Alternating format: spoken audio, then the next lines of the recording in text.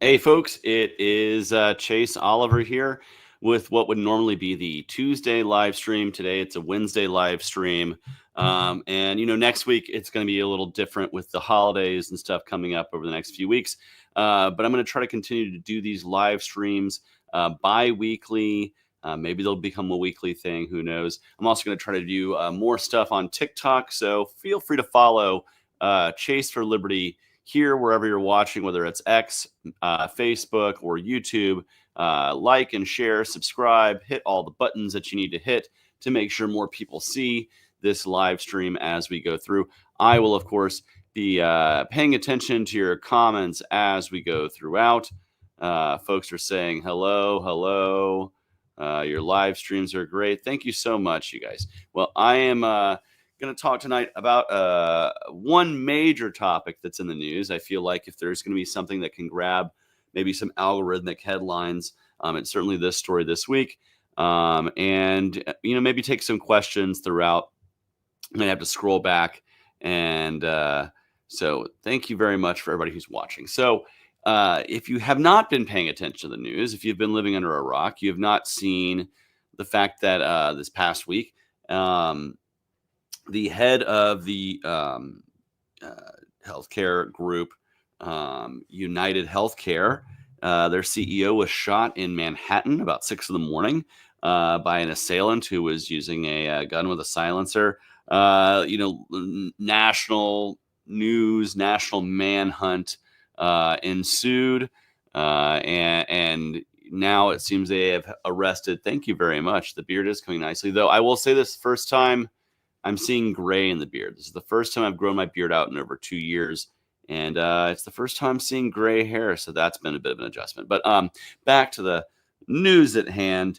So this guy, Luigi Mangione, was arrested in Pennsylvania at a McDonald's.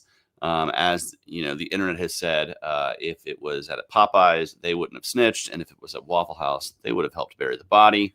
That's a joke there. Here's the thing. My opinion on the entire story here, first and foremost, is violence is wrong. You shouldn't shoot people in the street like that. The only legitimate use of violence like that is because you yourself are being threatened. You need to do that in self-defense. That being said, and that you have to preface this entire conversation with that, right? And I hope everybody can join me in that. Like that's not probably the most mature or like best way to handle whatever you're going through in your life is to use violence. I'm a believer in nonviolence, passive, nonviolent resistance, all those good things. So if you agree that violence is bad, like and share this stream right now. That's a great thing to do.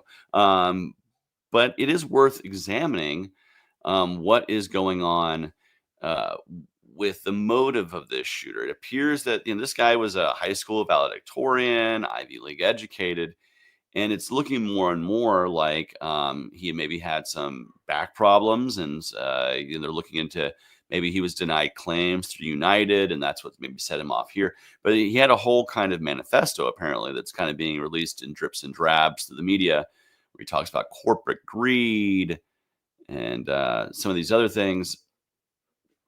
So so that's what's kind of going on in the news with this stuff. And I think it's worth examining why society has kind of like really like latched onto this story, and so many people seem like enamored with what's going on. Like they're kind of like very much sympathizing with the shooter because the shooter shot a CEO, right? And the CEO, billionaire, is bad.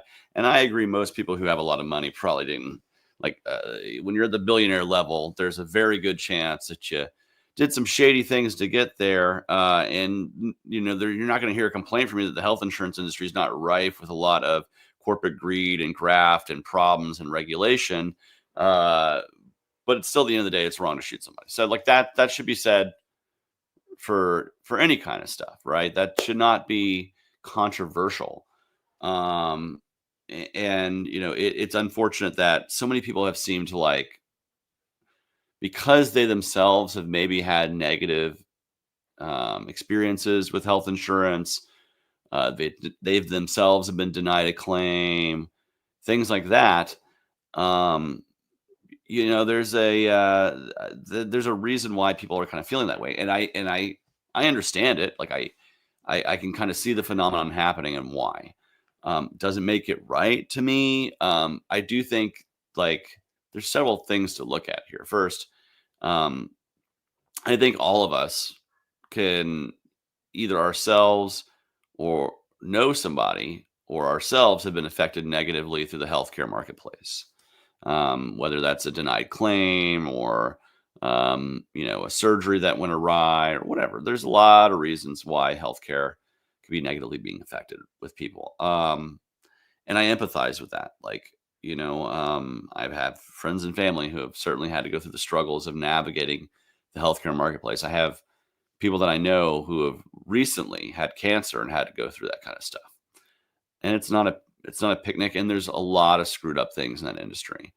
But I think just targeting this CEO really misses the fact that many of these problems that exist within that industry are made capable. They're made possible because of how screwed up our government is. And I think that's worth examining. Like that the real like target of our anger, and not like violent target, like the where we should put our focus and where we should put our emphasis in our work is towards fixing how bad government has screwed up the healthcare marketplace. And that does not mean single payer. It certainly doesn't. And for those who support single payer, I always say, first, if you think that works, um, recognize that the reason why a lot of healthcare innovation exists is because of us and the fact that we don't have a state-sponsored healthcare that picks the winners and losers. And by the way, people get denied care in those systems too. It's not like people just only always every time get the care they need if you live in a socialized healthcare system. It's just that the people denying you aren't some corporate middleman. It's the government themselves who have a monopoly on violence, and who can you really complain to then, right? Because you've given your rights away to control the healthcare to the state. So I don't think the answer is more regulation, right? I think this will force more regulation to the healthcare. Well, I think I think what we have right now is an incoming president with concepts of healthcare plans. So we'll see. We'll see what the Congress does, because it doesn't look like the president's really going to lead on that issue. But it's just worth noting that there are people who are really hurt by our healthcare system. And as libertarians, we need to recognize this, and we need to offer real solutions. There are ways to lower the cost of healthcare, to improve the outcomes of healthcare, to provide for more choices in healthcare. Things like allowing to buy insurance across state lines, breaking up this idea that your healthcare has to be tied to your employment. I think instead of doing employment-based pools, we should do regional-based pools. So that way, if you do leave your job, you don't have to leave your healthcare behind. I think we should be encouraging, facilitating more of those kind of health insurance pools. I think we need to remove the patent evergreening out there that exists in medications that don't allow rather for generics to come online for a lot of really needed medications for people. Insulin being like the one that's been in the news the most. It would be great if we could remove the patent evergreening that allows insulin to not have a generic that's cheap on the market. And I guarantee you, if there was, it would be on Mark Cuban's healthcare website, because he does all kinds of generics for the cost of production plus 15%. So, because he's got to get his cut, right? That's business. But it allows people to save a ton of money, especially outside of the traditional insurance model, which is where you have things like direct primary care, where you pay for your health care out of pocket, your direct health care, your basic needs, your general practitioner, and you do that outside of the insurance marketplace. And because your doctor's office doesn't have to pay for a bunch of health insurance billers and coders, they can save money on overhead, provide you better service and more time with the doctor face to face at a lower cost for many, many people across the country. And then you would pair that with a catastrophic insurance plan, so that if you get really, really sick, there's the ability to take care of you if you get cancer or get hit by a bus or something like that. And this is an alternative that should be able to exist in the marketplace that would be pushing healthcare costs down across the industry, whether it's traditional insurance or direct primary care. Like, this is really what we need to do, is create more competition in the space that would lower the cost and create more efficiencies. Do I disagree with it? No, I totally agree with Mark Cuban's model. Provide the medication, get him his cut, and save people a lot of money. I think it's a good idea. Um, and so, I think it's important that, that we have as many generics online as possible that will allow folks like Mark Cuban to have that pharmacy model. And the reason why he has it is because he's a billionaire, and other people who've tried to create similar spaces, similar websites to what he's done, they end up selling it to big pharma, and he doesn't have to do that, which is one of the rare instances of, like a billionaire doing something really super based to put more freedom and more choice in the marketplace.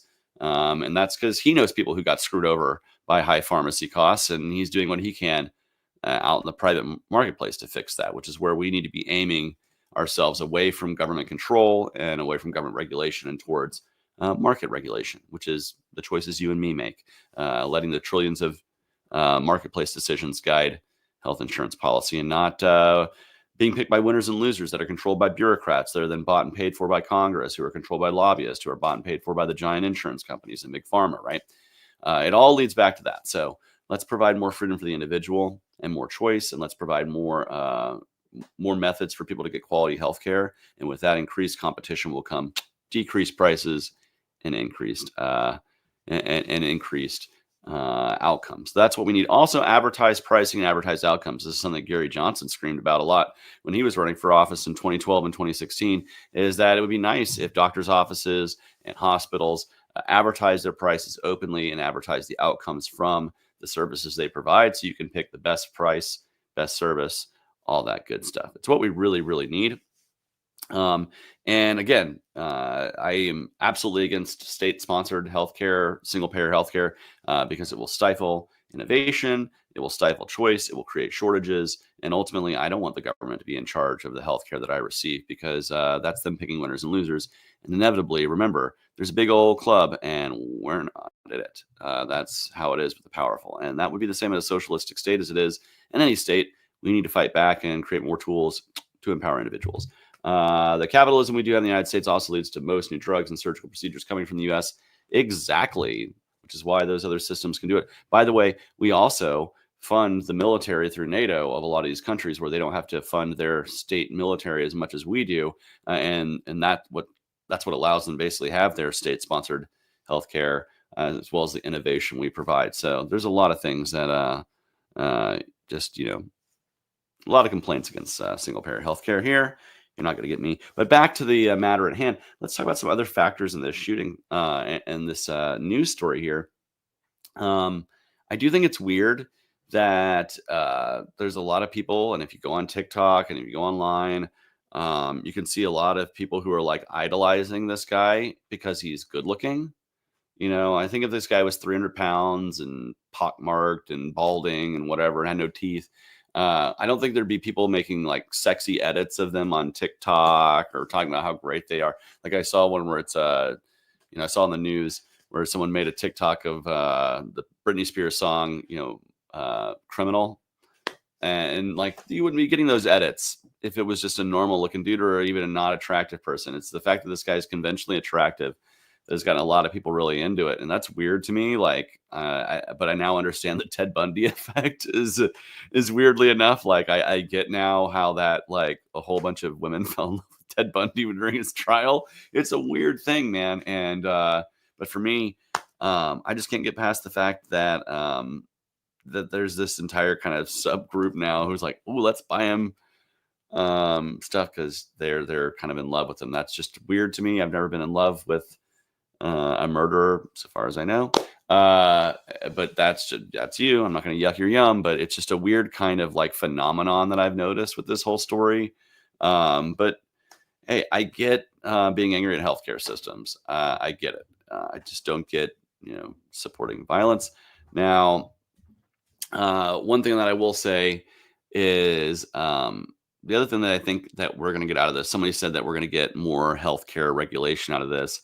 I don't know about that, but what I do know is he used a 3D printed firearm and suppressor, and I imagine It's going to be used by the incoming Congress to try to convince the president-elect to regulate those kinds of things.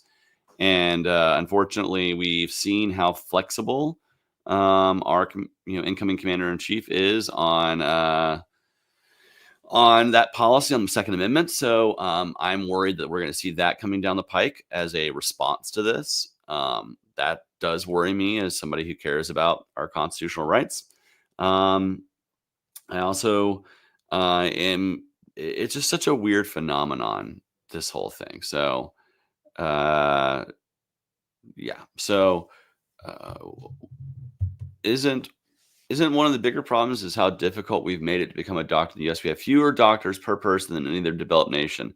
Well, that would be great if we can get more doctors. I'm sure there's ways to streamline the process and make that easier without sacrificing quality of doctors, especially for people who are immigrants who are already certified in other nations. We should streamline the process if they want to immigrate here and become doctors to be able to certify them more quickly, especially if they're great.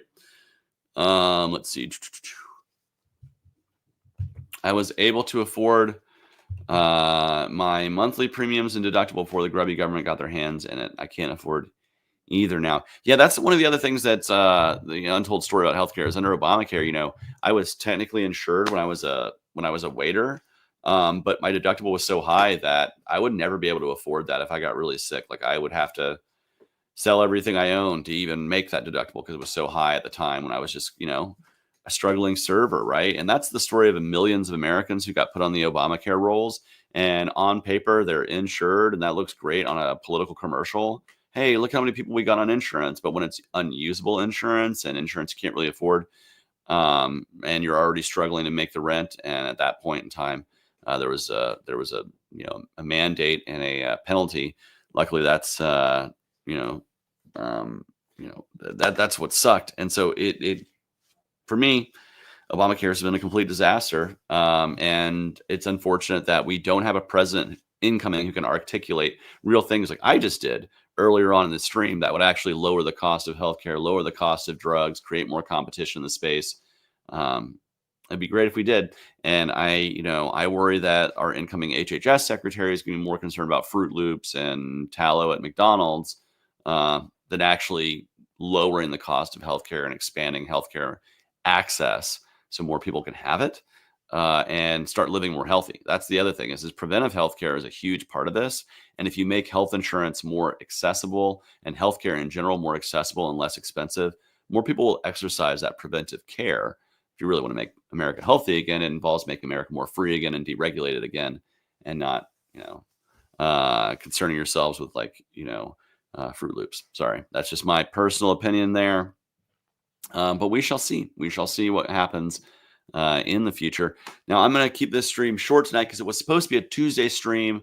It's a Wednesday stream today because things happen. Oh, my goodness. Just heard some loud noise right above me. That was very interesting. Anyway, yes, tallow. It's lard, but from pigs. Hey, I'm not opposed to, or beef. Well, there's beef tallow too. I'm not opposed to it. It does make things delicious.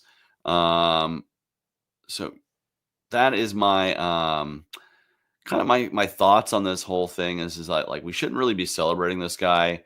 He's going to go through a trial. We can recognize the reason why he did it without celebrating the guy.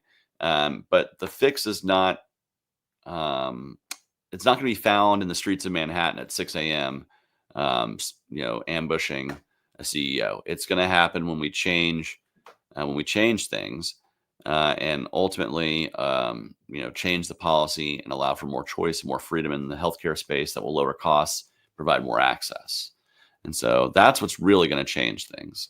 And so most aren't aware that a majority of people sign up for UHS under the mandate of the ACA. I mean, I think a lot of people, I'm not sure the exact statistic there you're referencing, Joshua, but I can say I've noticed that they have like the highest in the industry rejection rate for healthcare procedures, which is probably good for the shareholder, but not really good for the people who are needing it.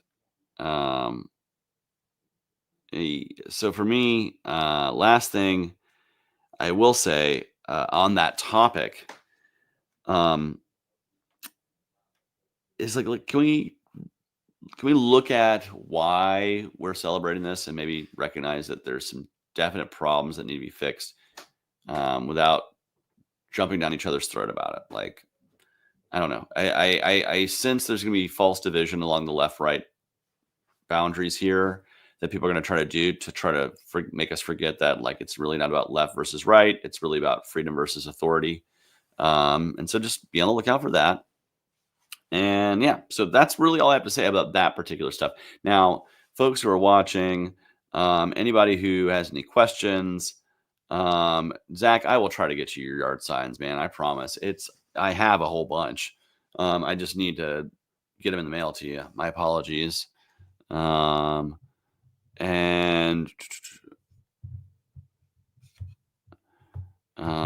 you're right, Chase. Moms demand action are going to push back against more regulation on printed guns. That sucks. By the way, free Dexter Taylor. Speaking of gun rights cases and people who need to be free. Unfortunately, that's a state case, so it'll involve a governor of New York doing that, which sucks because it's not likely we're going to get somebody in the state of New York who is apt to free Dexter, though he should be. There you go. That's the takeaway. We need to have hard conversations. Absolutely. And we need to really look at what unites us and not divides us when we see something like this. And again, not glorify any violence, but really recognize that there's something wrong going on when people stoop to those levels. How is life? Need a puppy? No, I have a dog and 3 cats. I do not need a puppy. I do not need that energy. I know you're trying to get rid of them, but also you're in Ohio and I'm in Georgia. And so no, though if anybody's in Ohio and needs a puppy, get with Zach. He is looking to, they're adorable though. I have seen them online. Come on my game show. Have a great night. Maybe one time soon. Right now, I got a lot of irons in the fire. I'm planning on doing a lot of things. This is getting me going. So Free's game show is pretty fun, says the Scientific Libertarian. So there's an endorsement. People check out Free's game show. Check out his show as well. Thoughts on martial law? I assume you're referring to South Korea. I'm glad the legislature was able to meet and quickly vote that down. I think it's ridiculous that the excuses that they are giving for his declaration of martial law, it seems to me that it was a weird power grab that just did not go the way of the president of South Korea. And our government and our military should stay the hell out of it. That's kind of what I feel about it. So that's how I feel about that. And then martial law in general, usually it's a big old no. There's very rare things that I think that would need. But I don't think we're anywhere near that. We should stay the heck away from it. There we go. Larry Sharp would free Dexter if he was governor, which was trash. Sure he would. Problem is we got to get on the ballot if we want to run a candidate for governor in the state of New York. And they have really, really tough ballot access laws. Thoughts on Syria? The United States should stay out of it. Bashar al-Assad, not a great guy. The people who won, they don't seem like the friendliest bunch either, considering some of them are made up of the people who go all the way back to the Al-Qaeda years. So that's my thought on Syria is there's not really any great person in the region. I'm not holding my breath to see like this upswell of democracy and goodwill and secularism. We'll see. Maybe I'll be wrong. Did Angela McCardle donate to your campaign as she said? I'd have to ask my campaign manager. I don't know. Maybe she did. I don't know. Honestly, I don't keep track of every person's name, unless they're, if they're a high, maybe if she didn't donate a lot because I would have seen that. Any thoughts on this drone deal and what it's all? I don't know really about the drone deal, but I am always afraid we're about to start something with Iran. That is what it was asking. I'm afraid it's a setup to start something with Iran. I don't know what the drone deal is you're mentioning, but I always worry about our government trying to go to war with Iran because it's what they've been doing since the Bush years. And they've certainly had plans to do that long before the Bush years. It's kind of the neocon wet dream. So we want to avoid that. Any comments on the LP chair being paid off by RFK Jr.? Well, here's the thing. If it's over $600,000 to her organization that came from Kennedy PACs, which he also fundraised through the joint fundraising committee, it's like a money coming in, money going out. It's more money than my campaign raised. And that's fiduciary duty. I mean, I'll just say that is not to be really wasting valuable time taking money from RFK Jr. Sorry, I have a real problem with that. I have a real problem with uh, the way politics works, and I don't like Kennedys. Sorry, never have. They're kind of the worst political family. One of the worst political families. There's others, but I don't know. I think it was kind of crummy that the Libertarian chair didn't support the Libertarian campaign. Was RFK Jr. lying when he said he reached out to my campaign? We had one. I'll be honest. We had one meeting, and it was awkward. First off, it happened the day that Trump was shot in Butler, so I can imagine we were both kind of elsewhere, thinking right in our mind, right, because it was kind of top of mind. It was on the news, but we did reach out. We talked, and it was an awkward meeting where, I'll be honest, not a lot of vibes going on between the two of us. Not a lot in common between a guy who's grown up working class and a guy who was born on third base and thought he hit a triple. So, I don't really have a lot in common with the Kennedys. Let's just say culturally. I'm just a good old boy from the South, and it was a weird meeting. But yeah, we had a very short meeting that not a lot was said because what are you gonna do?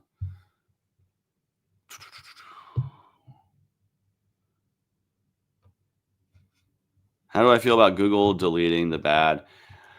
Well, honestly, I think it's kind of stupid. Like, I don't think it's stupid that Google's deleting them. That McDonald's doesn't deserve that. I mean, I don't know if it was an employee or someone who was in the McDonald's. I still don't know if they've reported that exactly. But I mean, people make a living there. They're trying to just serve hamburgers and stuff. Like, they didn't ask for the guy to walk in there. So what are you gonna do? Like, it is what it is. I'm sure the person, if it was somebody who was working McDonald's who turned him in, probably making less money than a lot of people in this country who are whining about the fact that a McDonald's employee turned him in. These people are struggling to make money too. So I'm not gonna. What are you gonna do? Like, thank you for making a reasonable statement regarding the tragic state of American healthcare. Well, there's no really other way to describe it sometimes. It was said that the LP didn't give support to get you on the ballot here in Illinois. Still glad I got to write you in. I'll tell you right now, I was out in Illinois doing ballot access signatures with other people in the party, including people who dedicate themselves a lot to ballot access. I can't help it that Illinois had a really, really high threshold. In fact, we knew going in that Illinois would probably be one of the two states that we were going to have a real challenge in, and I recognized that there was a good chance. But that's why we got me doing the write-in stuff. In fact, I had to fill out like 104 different notarized forms to get me certified as a write-in all over the state. I'm glad we could do that work for you to earn your ballot, earn your vote in Illinois. Let's change the ballot access there. What was my favorite part of the campaign? Asks Alex. I don't know. Getting to travel across the country and meet so many different people from so many different kind of regions and cultures was very cool because it gave me the perspective of how huge this country is, and really how amazing so much of and how beautiful so much the country is. So that was one of the. I mean, I don't like airplanes. I really don't like sleeping in hotels. But getting to meet people on the road and talk to people one-on-one, especially people who are just like working class folks, about what's going on in their lives. And that was the best part about it, was the conversations you had, especially with non-libertarians. That's my favorite part about it, was talking about liberty with people who weren't necessarily libertarian yet, and hopefully making them more libertarian. I get that. Isn't that suppression of free speech? You're free to write. Okay, Nate, I get that, but isn't it suppression of free speech for Google to delete reviews? It's actually not. Google owns the platform. They can put whatever review they want to or not. You are free to create a website that reviews any restaurant you want, and you are free to say what you want about any restaurant. But no, that's not suppression of free speech. You're not being jailed or fined because you're saying these things. And no, they don't have to get jailed or fined because they're deleting comments on their web platform. That's not how free speech works. Free speech protects you from the government, from that who has a monopoly of violence suppressing your speech. And this is why, Google they have the right to delete it if they want to. And I hope that the government's not pressuring them to do that. That would be wrong. Government coercion to do those things would be wrong. But if Google wants to delete those because McDonald's is asking them to, and McDonald's is a huge advertiser on their platform, they have the right to do that. What's my next project? Ready to assist in any way. Stay tuned. 2025 is going to be a fun year. In the meantime, enjoy your holiday season. But we're going to need help. We're going to need donors. We're going to need friends to be volunteers. And we're going to need an organization across the country. But stay tuned. 2025. Plans are in the works. We're slowly figuring that out. But it'll be coming. Can the LP decline in membership and donations be stopped and turned around? Thoughts on how? Well, yes, absolutely it can. It can if we focus our party on running libertarian candidates, running in elections, spreading the message of liberty through the electoral process, shifting the Overton window, and focusing on professionalism and ethics within our party. Now, how can you, Brian, and me, Chase, and anybody who's watching this help assist in that endeavor to really turn our party around and put ourselves back in the black and out of the red? Well, we do that by first and foremost being members of our state affiliate, going to our state conventions, electing good leadership that's going to focus on professionalism, ethics, running candidates, and building our party up piece by piece, brick by brick over the long haul, and then doing that over the national convention in 2 years. So I urge you, Brian, and anybody who's watching this, if you're not a member of your state party, please join your state party right now, your state Libertarian Party. You can find that on Google by typing Libertarian Party of insert state here and join. Join your party, go to your convention, have your voice be heard that you want professionalism and ethics and a focus on running candidates and building the party up and not being a JV league for either wing of the duopoly bird, right? Focus on the Libertarian Party and building ourselves up with professionalism and ethics. I don't care what wing of the party you roll from. I don't care what part of the philosophical libertarian tree or branch happens to inhabit. I don't care what caucus you roll with. I care about if your focus is on building this party, our candidates, and not trying to be a JV league for the Republicans or the Democrats. And most importantly, doing that work with professionalism and ethics, things that we sorely need in this party, and that are, things that we espouse free market politics all the time, free market philosophy all the time. And we need to exercise that as running our party like a business. Some of the things we've seen out of our national party leadership in terms of decorum and the way we treat each other and the things that we say about each other would get you discarded from a boardroom immediately, right? Let's be real. I did vote for you. I would almost certainly vote for you again. Well, hey, I'm young. There's a lot of years for me to run for president. If I ran in 12 years, I'd still be younger than Kamala Harris was in this election. So plenty of time for me to do that again. But my real focus right now is I'm doing what I just mentioned, helping to build our party up so that we can grow ourselves. That's what I want to see us do. I want to see us grow. So join your local and state party, particularly your state party, so that you can have a vote at your convention and make a difference there, starting in your state, asking for professionalism and ethics in our party, which is something we need. So let's see. I'm going to probably just kind of cut this off here because I did want to make this a little bit of a shorter stream. And will I be running again in 2028? Is the party ready to support its presidential candidate in 2028? That is the question that will determine if and when I run again for the Libertarian candidate for president. Is the party ready to actually support their campaign this time? Because I can tell you right now, I am the first Libertarian that's not only had to run against the Democrats and Republicans, but also members of our own inter-party leadership in some states and nationally who were focusing themselves on instead supporting Donald Trump, who, in my mind, is somebody who's, for me, war criminal. So, and as an anti-war guy, can't support a person who's drone bombed so many people. As a guy who's against the death penalty, I can't support somebody who expanded the death penalty. As a guy who supports free market economics, I can't support somebody who supports protectionism. As somebody who supports free speech, I can't support somebody who wants to punish news agencies that say things he disagrees with. There's a lot of reasons why I could not bring myself to support Donald Trump. That's why I ran against him. And that's why libertarians should organize against the Democrats and Republicans, because we don't support either of them. Thoughts on the new Liberal Party? You know, I don't think it's the. I would encourage those folks to maybe instead, if they are libertarian, to come back to the Libertarian Party. I don't think it's the best. I don't think it's going to really expand the alternative party space, but maybe I'm wrong. But for me, I would much rather put professionalism, ethics into the Libertarian Party and grow the Libertarian Party. We have a brand for 50 years, and I want to continue that brand. And I'm a lifetime member of the Libertarian Party. That's where I'm going to be staying for the foreseeable future. Well,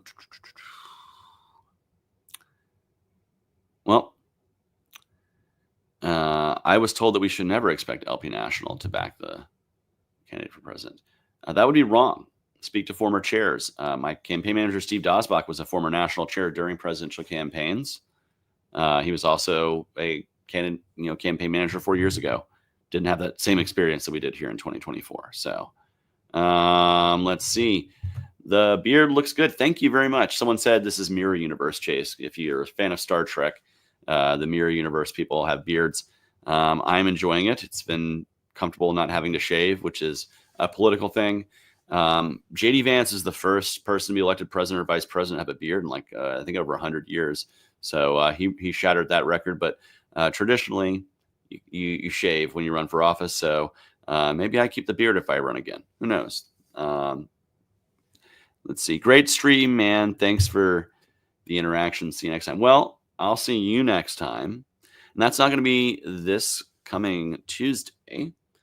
In fact, that's going to be, well, you know what? 2 Tuesdays from now is the 24th. And I'm not going to do a Christmas Eve stream. I love you guys. I'm also Team Beard. The video is available after the end. You can check it out on Facebook, YouTube, and X afterwards. Yes, it will be beard for sure. Beard for sure. Yes, everybody seems to be liking the beard. So you know what? Since I'm not going to be doing a Christmas Eve stream, we'll do one this coming Tuesday. So I'll see y'all on the 17th, 9 p.m. Eastern. I will schedule it ahead of time so those of you who are on YouTube can go ahead and prepare yourselves and remind yourselves and all that good stuff. And I do the same thing on Facebook. On X, you can't really do that. It just kind of pops up when it pops up. But if you're here on X, just remember Tuesday night at 9 p.m., I will be here. Sometimes I'll bring in friends and guests. Who knows? Maybe I'll bring in one this Tuesday since it is the holidays. So I'll see y'all on the 17th. In the meantime, by the way, I did ask for news stories to talk about. I got a lot of recommendations. If I could just ask for one thing, if you are recommending a news story for me to talk about, if you could link to a source so that I can read about that, because a lot of the stuff you guys recommended, I just didn't have time to really look into this week. But it would be a lot easier if you're supplying me with some sort of story from a source that I can look at. That'd be great. But in the meantime, I'll see you on the 17th. Hope you have a great night. Hope you have a great weekend coming up, or great week coming up, rather. It's the midweek. It's Wednesday. But whatever. Anyway, I'm ending the stream now. Peace, love, and liberty to each and every one of y'all. And I'll talk to you soon.